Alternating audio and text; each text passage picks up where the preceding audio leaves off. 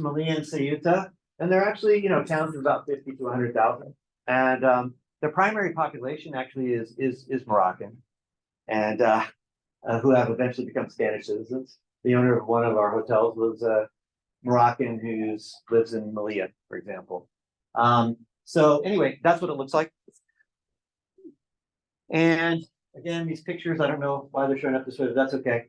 But they have both of these towns actually are completely surrounded by walls and razor wire, almost exactly like many parts of the US-Mexico border. It almost looks exactly the same, completely surrounded. And so on one of our trips, we actually went down right to the border wall fence zone and hung out there. And the only people crossing the border were a bunch of little cats who were able to make it under the border fence. And then eventually the border guards, the Moroccan border guards down there, didn't want us to hang out any longer. Unfortunately, our Moroccan colleague was pretty tough, and he was like, I'll talk to them. And we were able to hang out a little longer, and then we had to leave. But we were right on the border fence area, which has become, as you will see, it's become a place of often outbreaks of violence as migrants try and rush the fence and cross over, and then the guard are mobilized to push them back. So that's Ceuta. We went down here. We drove all the way down here. We went down to the border fence right there. And then we also saw the border wall over here. And then at a gas station right here, we were all in our bus, and Sam was inside, I think, in the bathroom. And I just said to the bus driver, let's just go. Let's just go. And then we were like, uh-oh, we forgot Sam. And then we had to turn around. But anyway. They were nice. They were nice. Okay. So anyway, and then the last part of the story is that one of the main areas that you're now seeing, well, you've been seeing for a long time, of migrants and refugees trying to cross to get into the EU from West Africa, sub-Saharan Africa, is actually the Canary Islands, because it's Spain, it's Spanish territory again. And so you're seeing wild attempts by the small pirogues and small boats of people coming in there. And of course, a lot of people have lost their lives trying to cross over the Canary Islands. You may have seen some stories about that. Okay, so origin country and transit country, right? Clearly Morocco is now in play here, right? So now let me get to the third part, right? Which is that one thing we're seeing around the world is the increasing adoption by a large number of countries of what I call the border security paradigm, right? There's a lot of ways you can manage a border. Every country has the right to manage their border, has their people, right? You could have, I don't know, red carpet treatment. You could create welcome areas with hotels and do all your asylum processing that way, have jacuzzis and spas. You could have college dorms, which maybe sometimes are pretty awful, but whatever. Or you could razor wire, fence up, wall up, and have a pretty tough system. And that's what we're seeing around the world right now. We're seeing this in response to both, I think you actually see this start to happen post 9/11. And actually when migration rates were going down everywhere, the United States significantly down, it started to really track downwards. And yet we started building more securitized border facilities and barriers and militarized aspects, but it started then, but then it's also then picked up as some of the migration crises and refugee crises have started to happen. So what is that composed of? Well, on the one hand, it's hardening your border. We're seeing this everywhere. People are building walls, barricades, fences, built structures on your border, and this didn't happen. This is only recent. Like after World War II, there's only like 7 countries that have some kind of a border barrier, and even some of those were not that significant.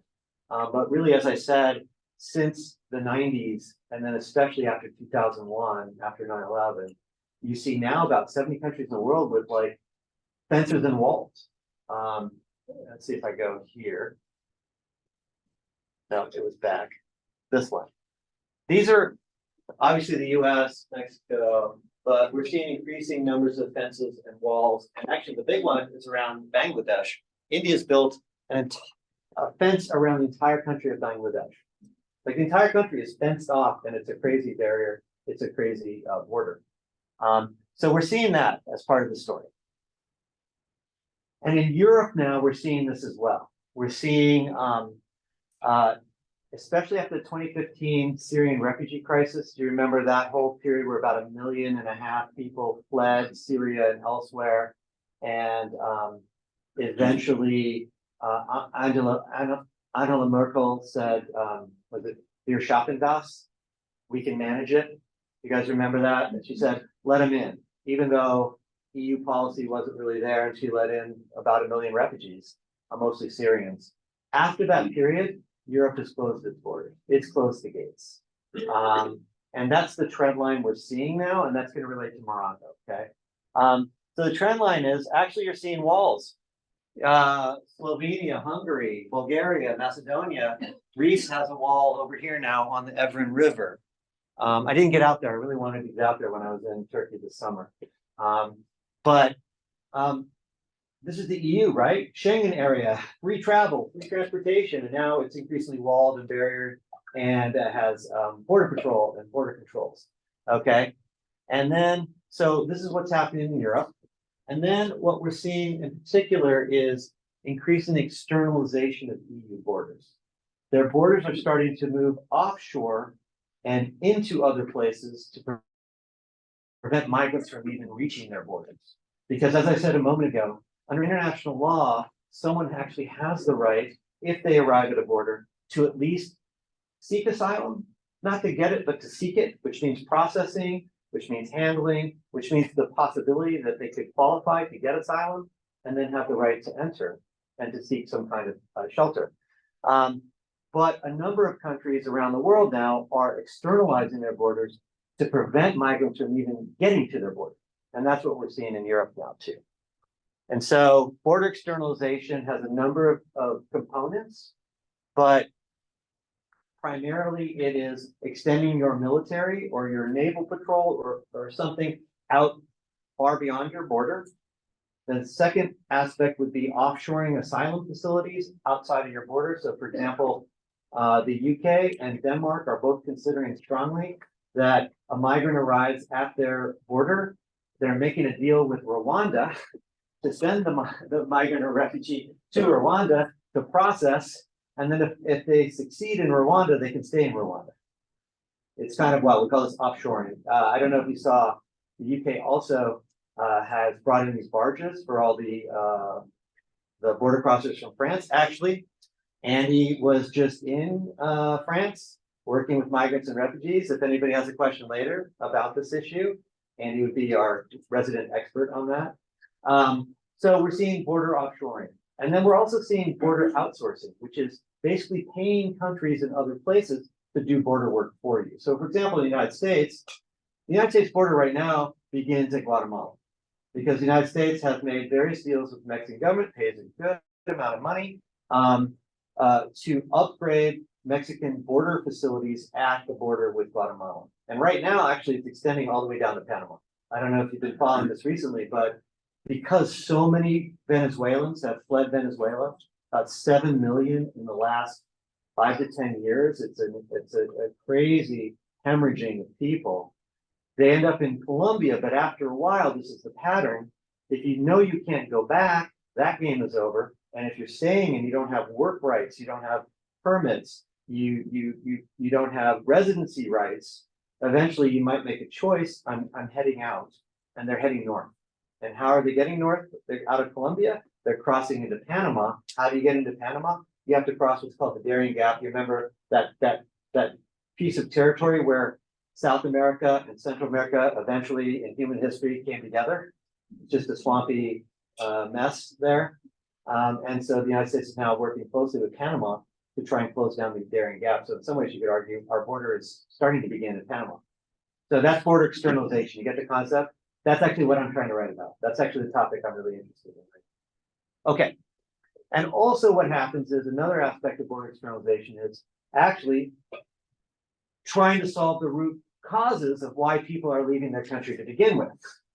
That could be another form of border externalization. And I would say the EU more so than probably any other country, and certainly this country, has actually started to invest quite a bit in countries to try and hit some of those push factors that are driving people out. Let's say trying to provide ways of employment, to deal with social violence, to deal with other things. But if we're to be fair and honest with this, the EU's primary approach has been more coercive and has been more about security than it has been about development. Okay, so that gets us to kind of the final part I want to lay out for you, which is, so if we look at it, the EU in a sense has created a cordon sanitaire around itself, has pushed out into the Mediterranean where the border crossings happen the most. And as you can see, they've militarized the sea between Spain and Ceuta and Melilla and Morocco, and also down to the Canary Islands, just as they've done with Libya and just as they've done with Turkey. So you can see, maybe now you can see why, for me, I'm seeing similarities between Turkey and Morocco, because these are actually frontline states that the EU is trying to contain and basically outsource migration control to. Okay, so because these are the big crossing areas: the central route, the eastern route, and the western Mediterranean route. So, for example, Angela Merkel, after saying we're big, we can manage this, and quite a courageous act, taking a lot of Syrians and a lot of refugees, and having a lot of complications out of that, certainly politically. Now Europe's position is we're going to contain that flow. We're pushing back. And so they made a huge deal. The EU made a big deal with Erdogan of Turkey to pay him, at least in this round, it was, I think, 6 billion euro. There's a lot more to the story, but basically you have to step up and you police migrants and refugees trying to cross into the EU. We will pay you. We'll give you a lot of benefits out of the deal, economic and travel and tourist visa and other things. And you are going to work for us regarding the refugee issue. Similarly, they've done this with Morocco.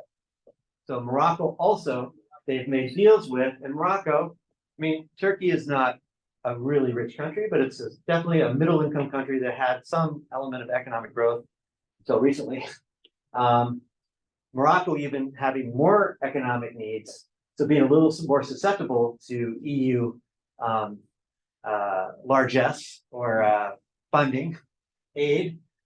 So the EU has made deals with Morocco to step up its patrolling and policing. So this is border outsourcing. See what I'm saying? It's outsourcing your border to someone else, right? So this is what has happened in Morocco. So this is the kind of thing that we started to notice, and we were studying as we were moving around Morocco. We were noticing that on a lot of the beaches in the north, you had Moroccan patrols, not only in the water, but actually in the beaches, on the beaches or in the hillsides. And what are they doing? They're preventing migrants from crossing to Europe. Now, from a Moroccan standpoint, just to be fair and balanced, to use that phrase, why should Morocco do that? They'd rather have them go, right? I mean, from their perspective, it's not in their interest to do this, right? But the EU is making it very attractive for them, offering them access to EU markets, offering them kind of a certain status within the EU that's very desirable for Morocco. So they stepped up their patrols. So, for example, Morocco does a lot of sea patrols to keep the boats from crossing. Theirs over in Ceuta, at certain points, have brought in the military and rounds up migrants. And often what Morocco does is they send them south.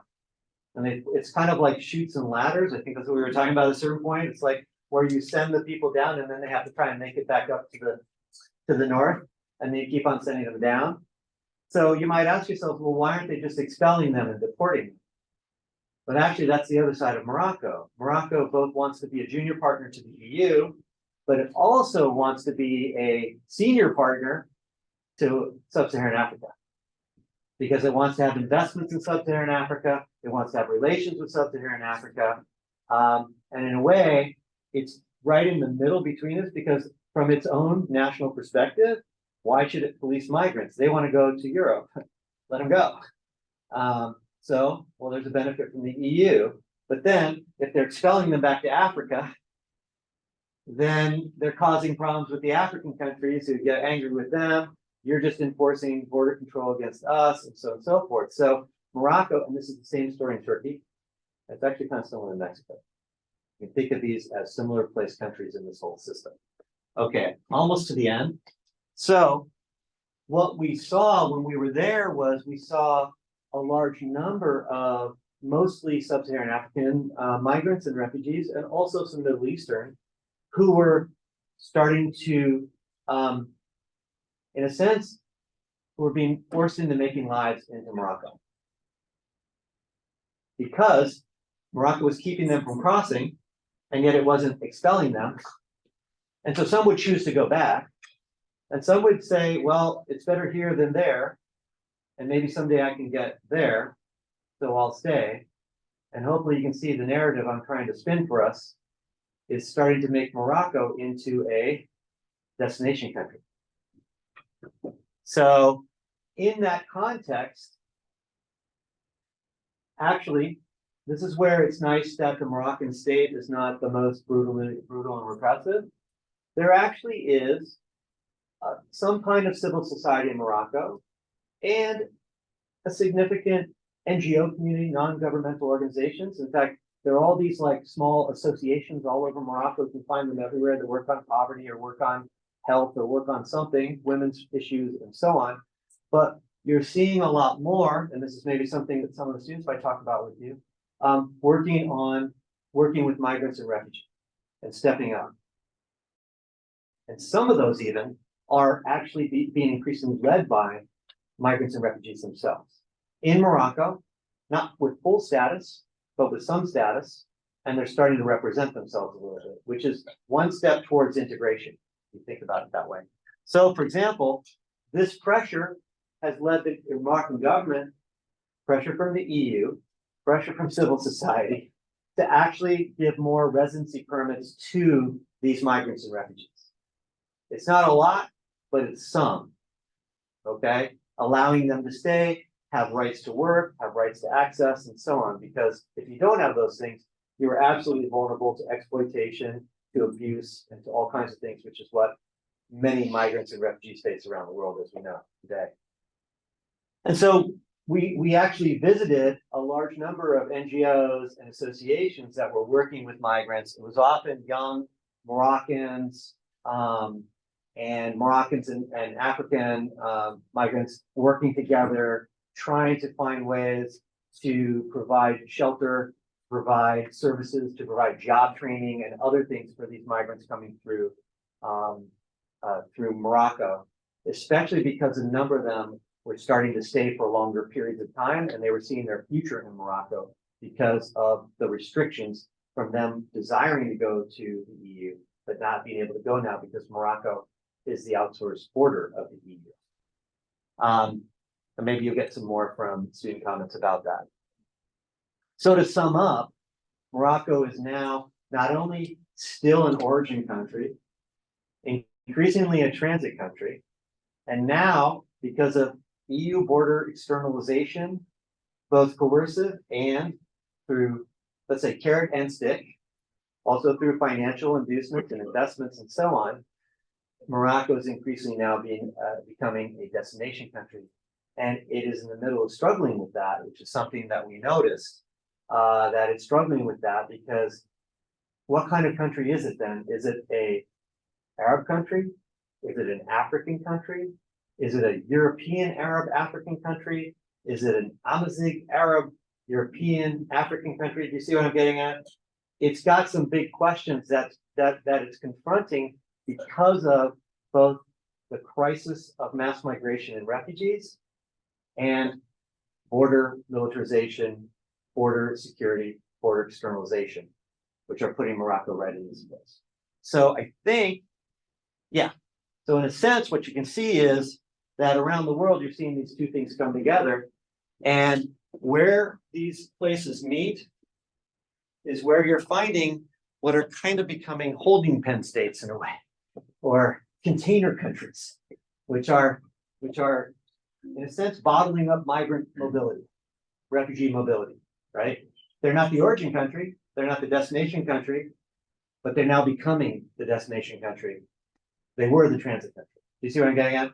Right? And that's what you see in Turkey, you see in Morocco, I think you see in Mexico now. I think it's going to be a big story in the future to see how that plays out, right? So that's what I have, but now I want to open the floor to students who are on this trip to maybe share an observation, a comment, something I can go back on the text, and then we'll open to your questions, okay? So we'll just have a couple, we'll have some comments from each one of them, and then we'll open up to your questions, okay? Who wants to go first? Yeah? Yeah. Okay. Could you bring it to a slide of the border with Ceuta? Yeah. That defense zone. Something. How about this one? Ooh, what No, about no, the- I know where you want. Yeah, with the it's going like. I to remember. the Yep. ocean. Yep. Hold on. Like the more one? No, Yeah, you skipped it. There it is. this one. Okay.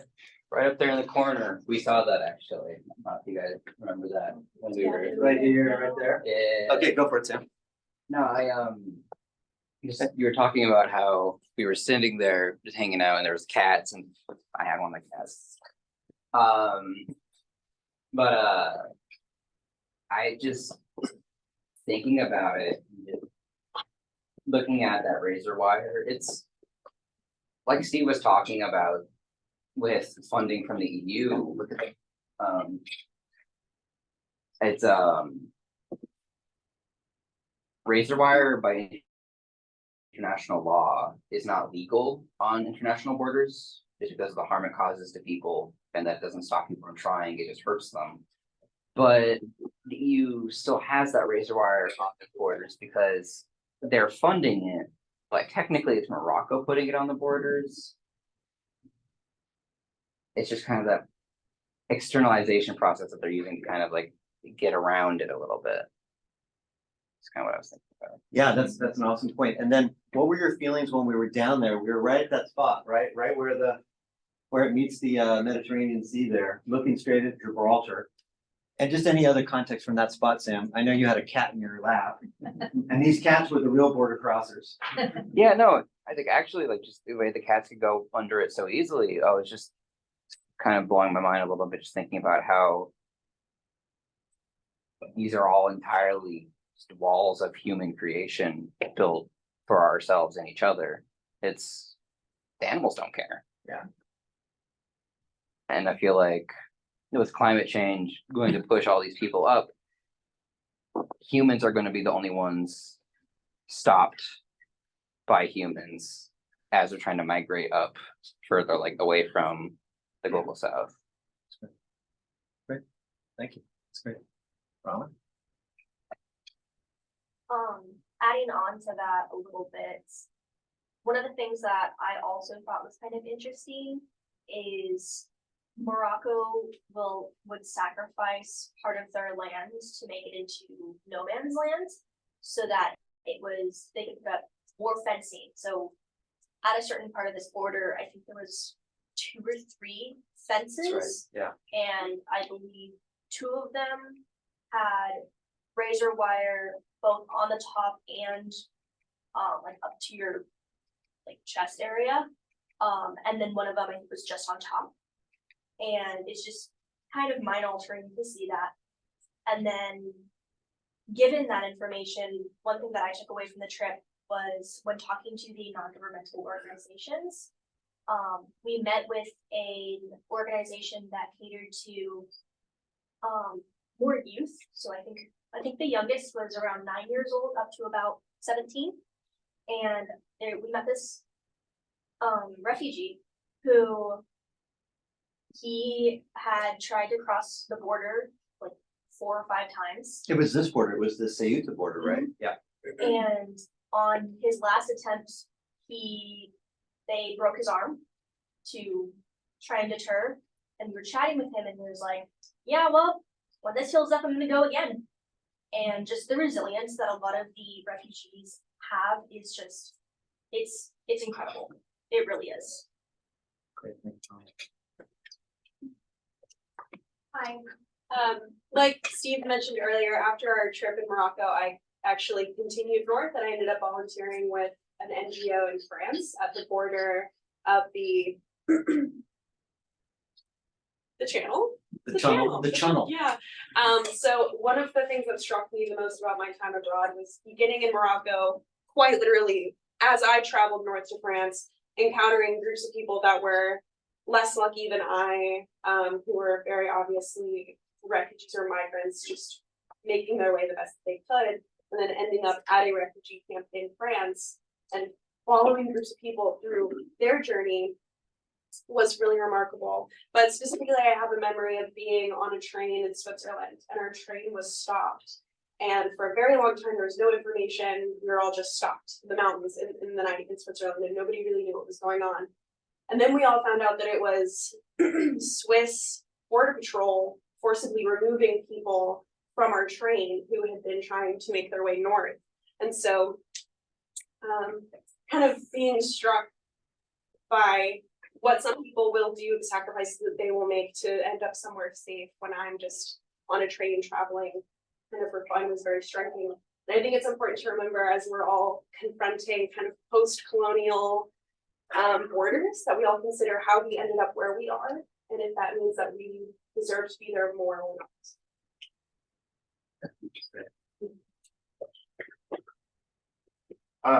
One thing that I found myself paying attention to a lot in Morocco was the varied approaches of the NGOs that we stayed at. On our trip to the north, kind of throughout this Tangier, Ceuta region, we visited a lot of NGOs. And obviously, whenever we went, we always asked about the funding, but that was something that a lot of us interested in. But it was really striking how obvious it was where their funding came from, just based on what they were doing. You could really tell kind of who backed which NGO based on their approach to migration. The more kind of grassroots ones that were started by migrants or by people who were directly involved with migrants, no NGO was able to actually aid people getting across borders. That was completely against the rules. But you could definitely tell there was more like kind of mutual aid and support going on. And this kind of like network of migrants and people supporting migrants who are trying to like build this kind of power within the network. And then you would step into the more kind of institutionalized NGOs, the ones with like, you know, millions of dollars of USAID funding or funding from Europe.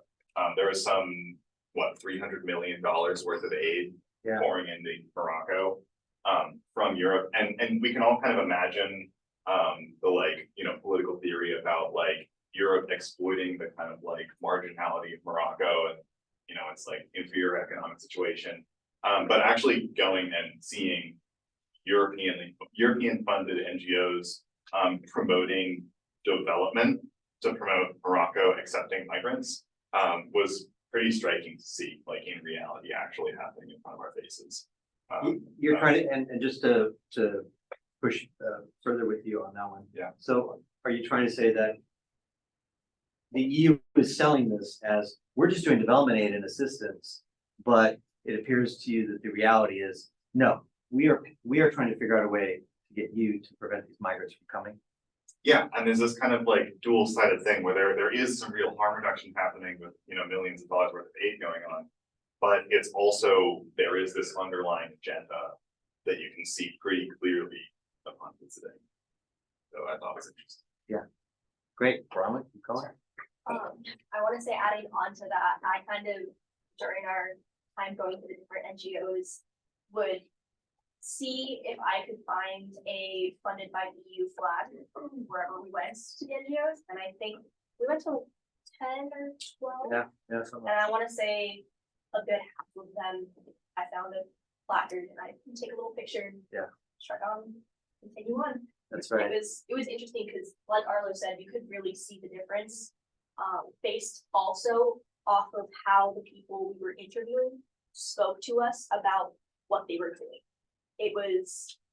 There was a lot of implied things that they couldn't go into, but kind of like nudged you about, like their body language was very telling about, like Arlo said, they couldn't help people or promote crossing or illegal illegal Movement. movement.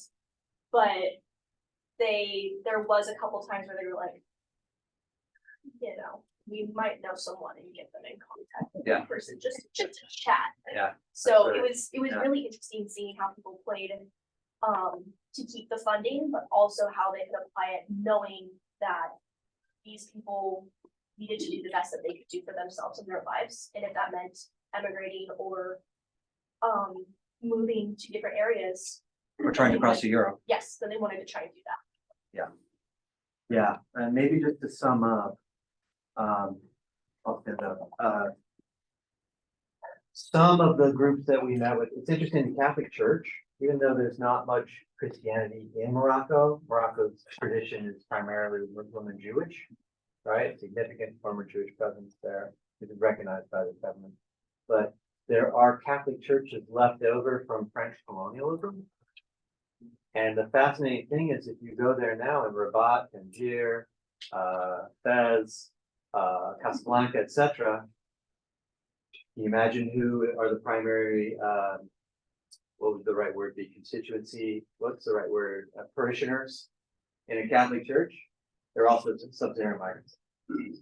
And the Catholic Church is actually really stepping up as being a place of refuge for migrants and refugees in Morocco, which is a very interesting thing, given the history that they were once the front line of colonialism, and now they are this almost like humanitarian organization. It's an interesting history. And so one of the places in Tangier we went to was in a church up by the old Medina, if you've been to the Medina in Tangier.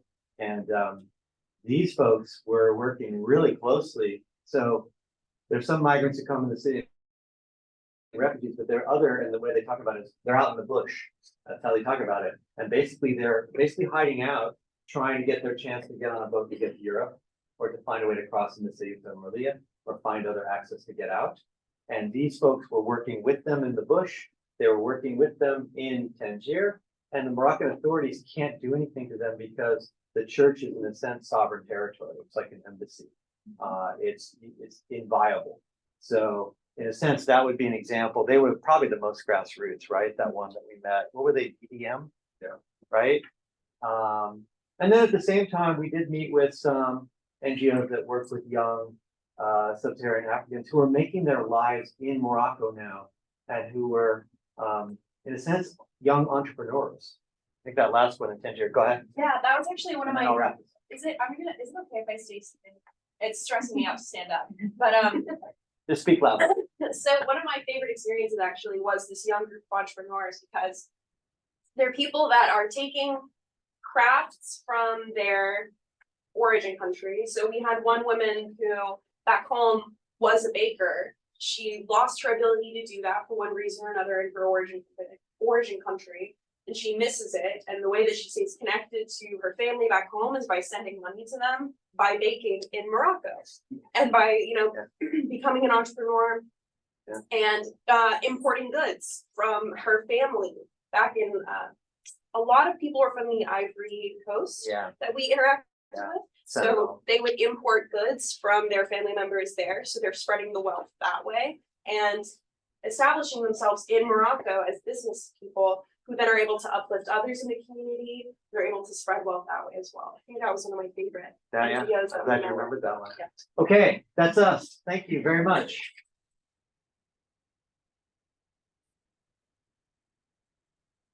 So, you're welcome.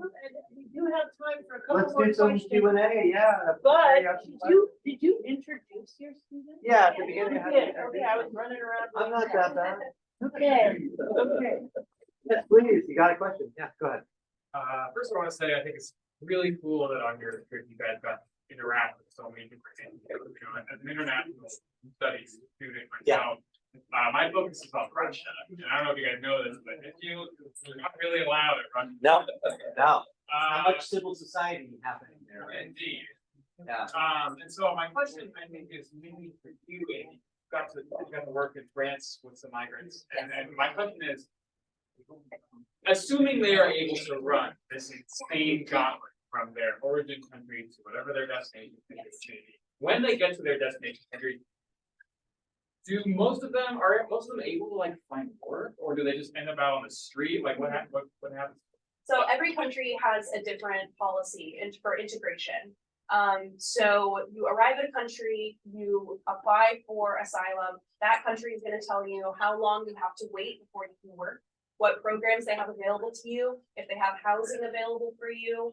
But a lot of the people that I interacted with directly were following family members that were already established wherever they were going. So one man in particular, he was saving up money. I interacted with a lot of people who were paying smugglers to take them from France to England.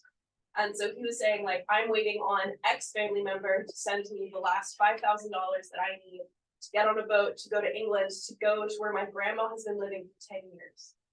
It's just, there are so many policies in place that prevent movement, that people that I think we would all agree have every right to go join their family have to pay smugglers to do so. So that's what I saw the most. Yeah, please, sir. What's the economy in Morocco like? Can it support a number of immigrants? Putting your finger right on something really important.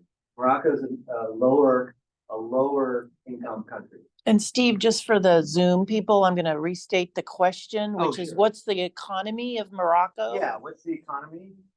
Yeah, and can it support? And can it support- Immigrants? And can it support immigrants and migrants? Can it support immigrants and migrants, Yeah. right? Yeah, so no, it's absolutely a crucial question. And it's a, let's say a lower to middle income country. So it's not in terrible shape, but it's not in really good shape. Morocco is trying to, it has a couple things in abundance. It has sunshine and wide open plains, so, and it has phosphates.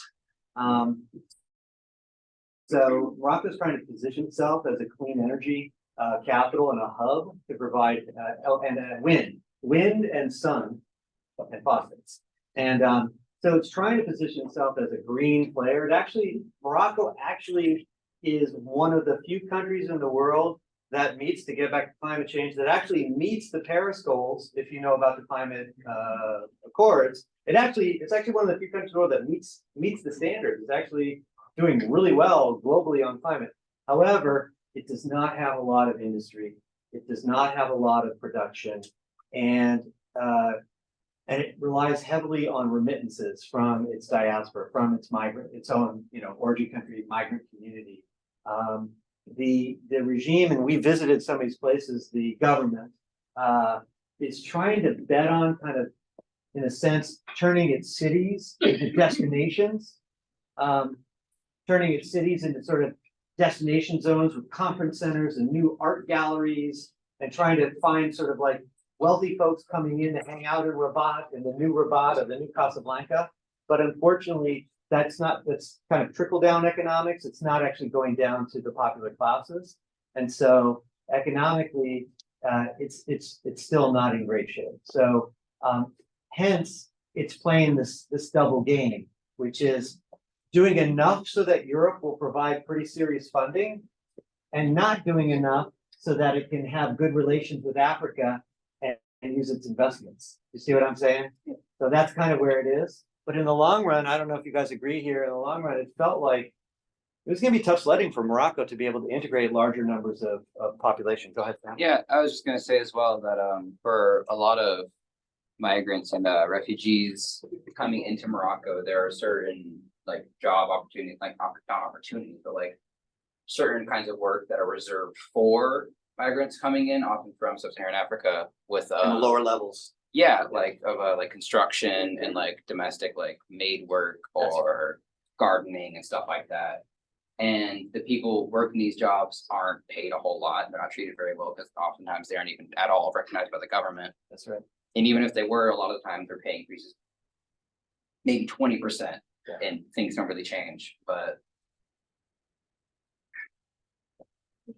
I think that they can support more, but I don't know if they can support all of the people who are already there even.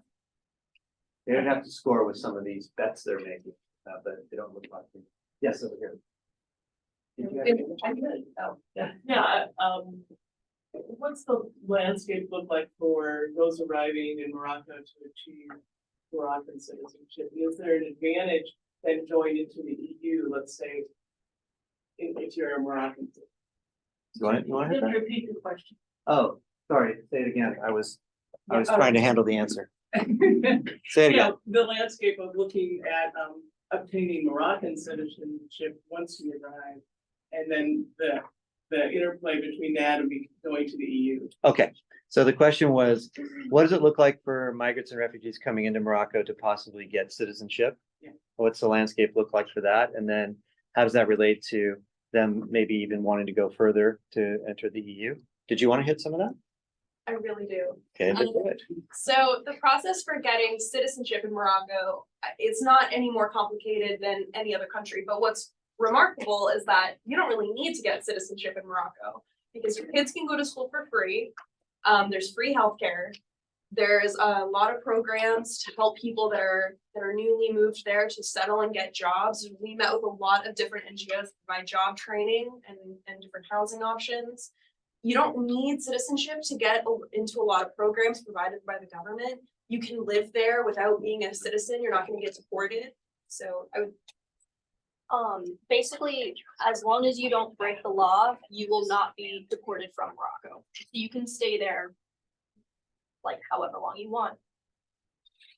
We have 3 questions, one in the way back over here. There's one online, there's 4, there's 5. I'm gonna take the one online and then you call the next one out. Okay. Okay. The one So online there's is- one online which is asking, what's the value of Ceuta and Melilla, I would also say, to Spain? Why is it that they're holding on to it?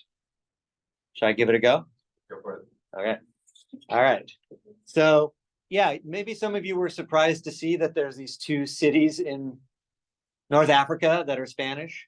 And it's complicated. But there's probably 2 or 3 reasons why Spain continues to hold on. The first one is simply longevity. They have been part of Spain for so long that in the Spanish national imaginary, they are Spain. There's no question about it. They are Spain. It's deep, it's cultural. I was in Spain when I showed you, well, we don't have it on the screen yet, but 2 years ago, there was a migrants and refugees rushed the border at Melilla, and about 20 to 30 of them were killed in the ensuing sort of violence. And I was in Spain in that time. It was on every TV. It was on 24/7. It was our Spain, our border. So that's one. The second is it's no longer a financial central area for them. So in a sense, what Ceuta and Melilla have become is an external border. In a way, they're attracting the attention of migrants rather than the peninsular territory of Spain. Do you see what I'm getting at? In a way, they are like this frontline area that could be the border, so that in a sense, migrants and refugees aren't trying to come to the peninsular territory. And then the last part of it is, do you see, oh, you don't see it on here, but Gibraltar. Many people believe that Spain is going to hold on to Ceuta and Melilla until they can get Gibraltar back. It'll be a 3-way deal with England. Morocco, you can have your territory back. Spain, we get our territory back. And England, whatever. You get your I was gonna say you get your self-respect back. Okay. Go ahead. What's the next There was question? the next question back here. Frank, the question. What a wonderful presentation and a wonderful speaker. Oh, thank you. I have visited in Morocco. So there are a couple of tips that I think you might find interesting, if not trivial. First of all, there was a famous movie made, if you're old enough to remember it. I believe it starred Humphrey Bogart, and it was in Casablanca. Featured in it was a very prominent bar or a restaurant or a nightclub, whatever you Joe's. call it. Was it Harry. Harry? The- Rick's place. Rick's place. Existed Right. at the time that the movie was made. But they have one now. An interesting immigrant has simply put a large sign that says Humphrey Bogart's Bar or something similar, that identifies it, and gives business increased remarkably.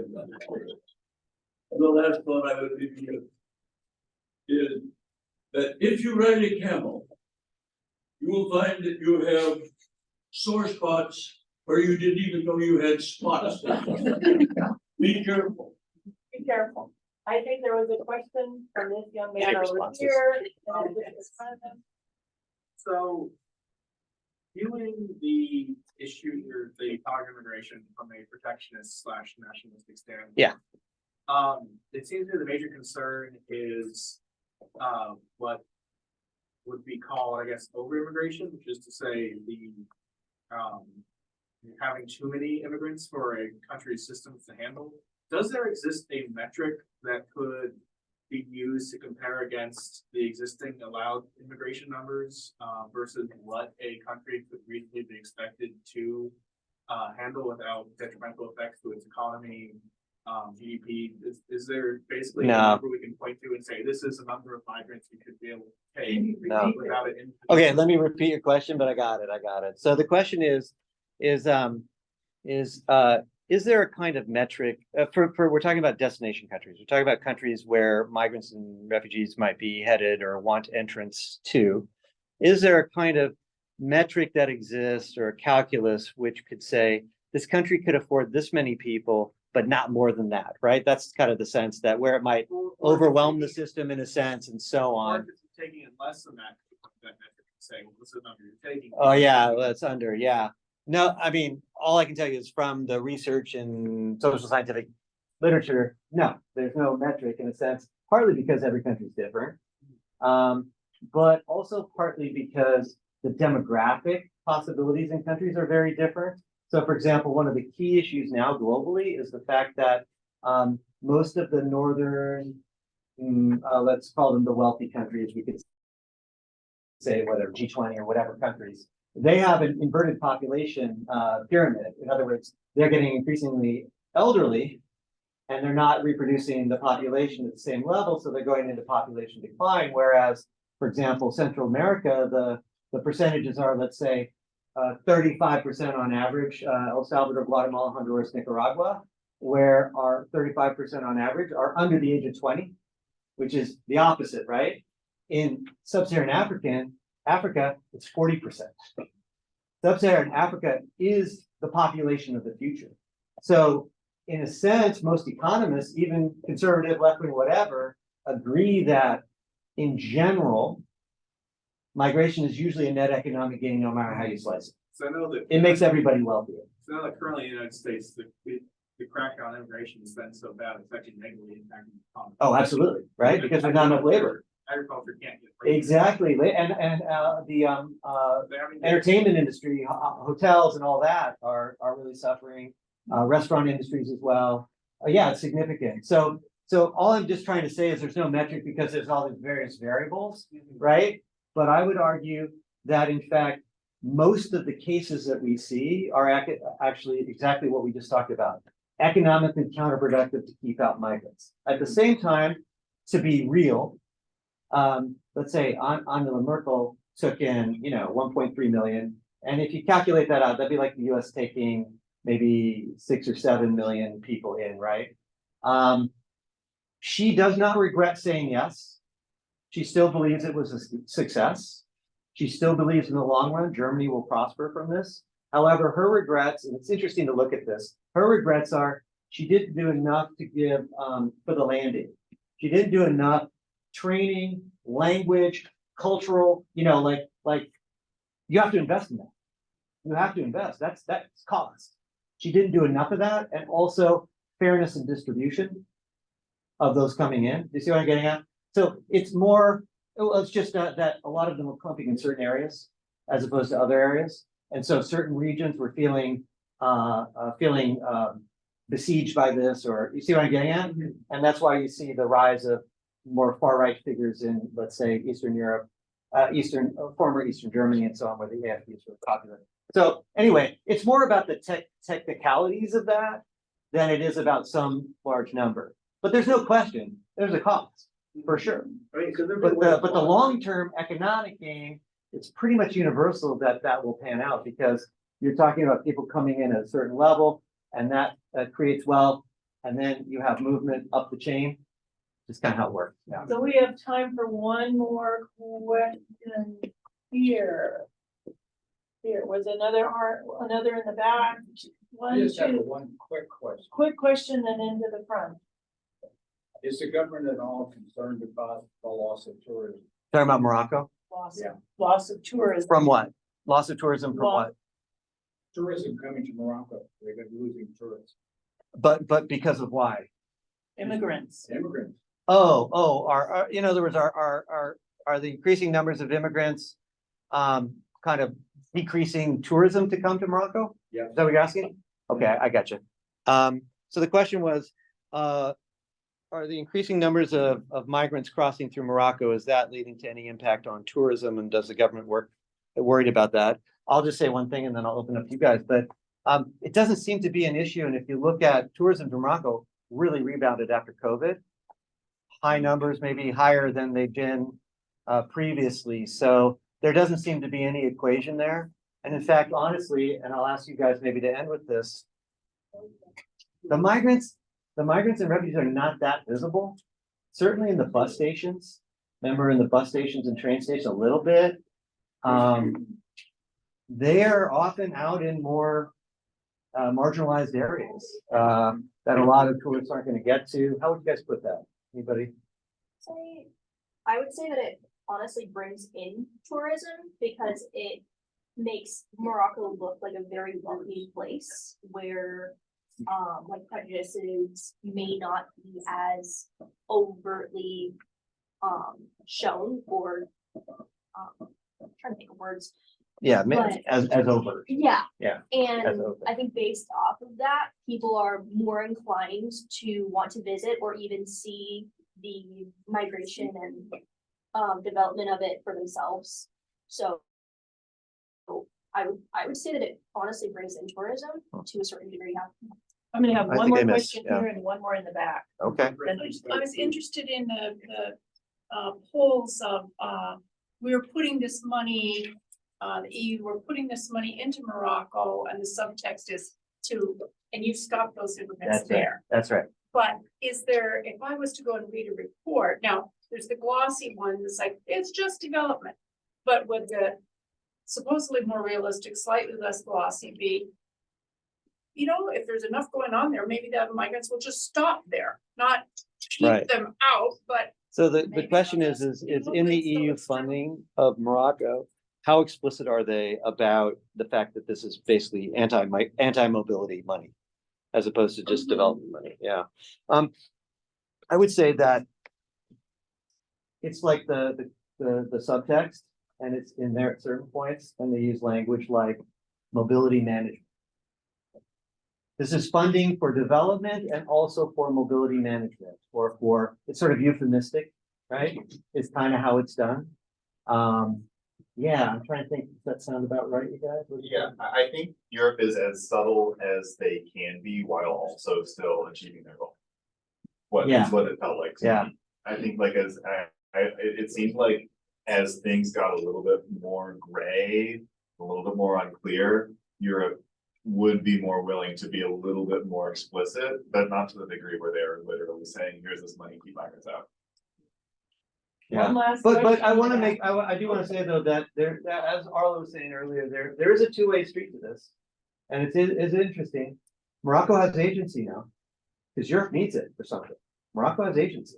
And some of these NGOs had agents too, right? And the network of NGOs Exactly. created it. So Europe, what I'm trying to say is in a sense that just because Europe's ponying a lot of money doesn't mean that its recipients are actually going to follow exactly what they want, right? This is called leverage. This is called the way politics work, right?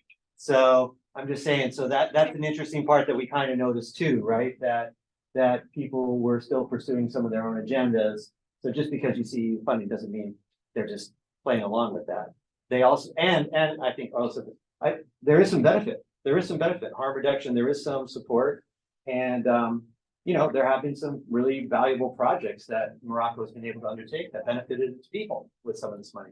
So just to be, fair about the whole situation. All right, one more. Oscar Sewell, Evergreen faculty. Oh, hey, member. Oscar. Emeritus. How are those Mariners doing?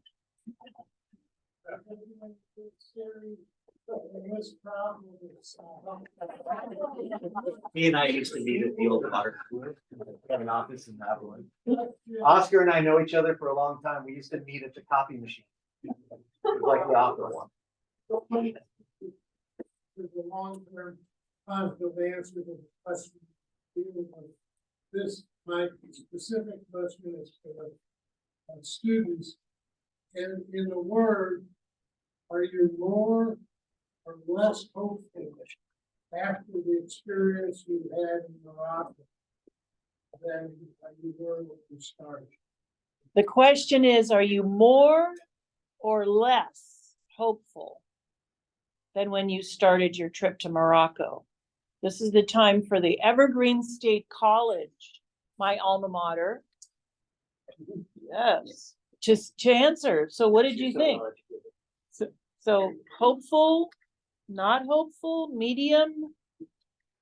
So I would say that I'm actually a little bit more hopeful, You can honestly. stand up. Just- Okay, I'll stand up. Yep. I'm sitting, what do you? I should have left him. I should have left him at the gas station. Yeah, look at that. Oh yeah, or the other time you left me behind. More than once, let's not forget. More than once. Every study abroad program is wonderful. Please don't. I was never in danger. Good. But I would say actually that I'm a little bit more hopeful just because of the resilience that I saw in the people there and in just the overwhelming amount of support that you could find in these NGOs and these just average people for these people who need to. And for me, it's also a little bit complicated because you also see like those massive razor wire fences, but for me, I think what I took away more is that story of resilience, personally. Good. I would say that I am between medium and more hopeful. Just because Lukewarm hopeful? I guess. Room temperature. Well, room temperature is medium. Like a cooled down cup of tea, okay? Basically, the reason why I say so is because if, like, looking at it logistically, there are a lot of obstacles, there's a lot of barriers, both spoken, visual, and unspoken and unseen. But at the same time, being there and seeing everything, like you could see the good that the NGOs were doing, you could see the underlying things, you could see where the government was coming from, you could see the outside forces of the EU and how they were interacting with it. But it seemed to be in a relatively positive sense, even if it was to be for deterrence. A lot of people that we spoke with kind of, once they got to Morocco, once they were sat down and kind of explained to be like you can totally continue your journey onwards, but here are some real dangers that you may or may not encounter, real obstacles, just a lot of eye-opening things. And a lot of people would take a step back and reevaluate and decide. And I think that's very valuable and something that a lot of other countries and a lot of other transit countries need to consider and do to see actual change and more like level-minded thinking upon the topic, because it can be a positive thing, but there can also be some serious negative side effects based off of how everything interacts. It's very, very integrated, so it's really complicated, but I do think I personally feel that it is more helpful. I think, sorry about it. I think we're all tend to get stuck in a pretty negative American social media bubble. And I think it's probably impossible to enter the world and engage with things in an honest way and not walk away from that feeling a little bit better about where we all are at as a species. And that's why it's important that you donate. Wider